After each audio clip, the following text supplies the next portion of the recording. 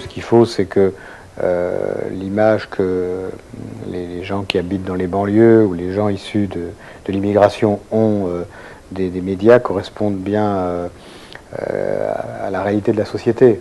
Donc ça doit commencer par avoir plus de journalistes issus des minorités visibles, ce qui est un sujet d'actualité dans l'univers des médias, mais auquel nous on est très sensible.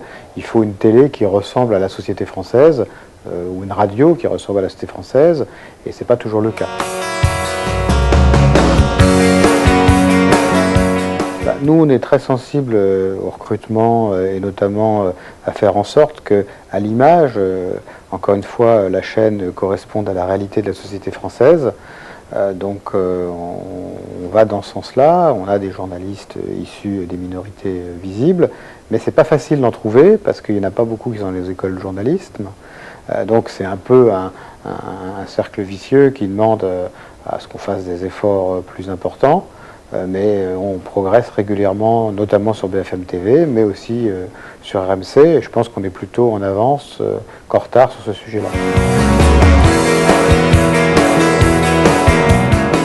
Le problème, c'est pas seulement de savoir si les médias sont suffisamment présents, ils y sont souvent, très souvent, parce qu'il y a souvent des problèmes dans les banlieues. Le problème, c'est celui de l'intégration globalement, de la façon dont les jeunes issus des banlieues peuvent se projeter dans la société française. Ces sujets peuvent créer de la tension parce que justement, il n'y a pas de réponse satisfaisante. Et les médias ne se font que le reflet de la réalité. Et la réalité aujourd'hui, c'est que de ce point de vue-là, le pays ne va pas très bien.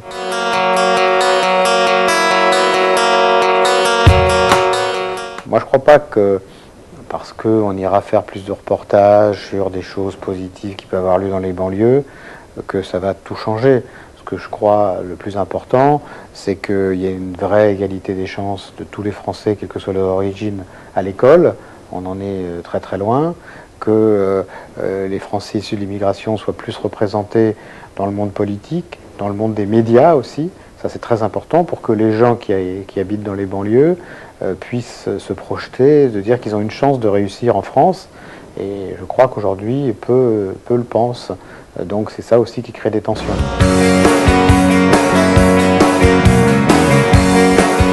Je suis plutôt pour une politique assez vigoureuse en la matière, c'est-à-dire celle des quotas.